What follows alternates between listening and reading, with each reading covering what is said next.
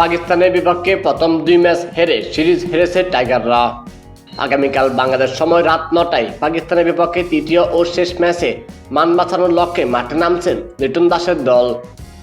সিরিজের তৃতীয় ও শেষ ম্যাচে একাধিক পরিবর্তন নিয়ে মাঠে নামতে পারে বাংলাদেশ। প্রথম 2 ম্যাচে খারাপ করা তাহিদ হৃদয় ও পারভেজ হোসেন ইমনকে একাদশের বাইরে রাখবেন লিটন দাস। অপরদিকে দ্বিতীয় ম্যাচে শরীফুল ইসলামের ইনজুরির কারণে সিরিজের তৃতীয় ম্যাচ থেকে ছিটকে যান তিনি। রিশাদ হোসেনকে নিয়েও আছে প্রশ্ন। পাকিস্তানের বিপক্ষে প্রথম 2 ম্যাচে খারাপ বল করেছেন তিনি।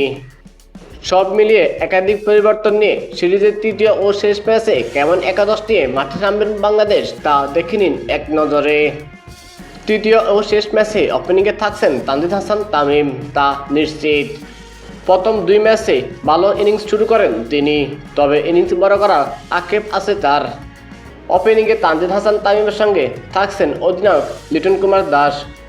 প্রথম ম্যাচে 30 বলে 48 রানে দুর্দান্ত ইনিংস খেলেছিলেন তিনি, তবে দ্বিতীয় ম্যাচে ভালো করতে পারেননি।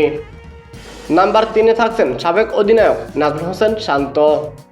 এখনও পর্যন্ত পাকিস্তানের সিরিজে একাদশে সুযোগ হয়নি তার। মিডল অর্ডারে থাকছেন জাকের আলী অনিক। উইকেটরক্ষক ও হার্ড ব্যাটার হিসেবে খেলছেন তিনি। জাকের আলী অনিকের সঙ্গে থাকছেন মেহেদী হাসান মিরাজ। অলরাউন্ড কোটায় যে কোনো পজিশনে খেলার অভিজ্ঞতা আছে তার। ফিনিশিংয়ে থাকছেন শামীম হোসেন পাটোয়ারি। প্রথম 2 ম্যাচে ব্যাট হাতে ভালো করতে না পারলেও বল হাতে মুনচিয়ানা দেখেছিলেন তিনি। এরপরই থাকছেন বাংলাদেশের সহ অধিনায়ক শেখ মেহেদী হাসান। প্রথম ম্যাচের একাদশে থাকলেও ভালো করতে পারেননি তিনি। দ্বিতীয় ম্যাচে তাকে ড্রপ করা হয়, তবে বাংলাদেশের বর্তমান পারফরম্যান্স অনুযায়ী তৃতীয় ম্যাচে তাকে সুযোগ দেওয়া উচিত। এরপরই একমাত্র লেগ স্পিনার হিসেবে থাকবেন রিশাদ হোসেন।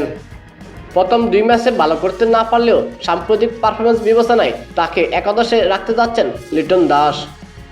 রিশাদ হোসেনের পর পেস বিভাগে থাকছেন হাসান মাহমুদ। হাসান মাহমুদের সঙ্গে থাকছেন তানজিদ হাসান সাকিব। সর্বশেষ প্লেয়ার হিসাবে থাকছেন সৈয়দ খালেদ আহমেদ।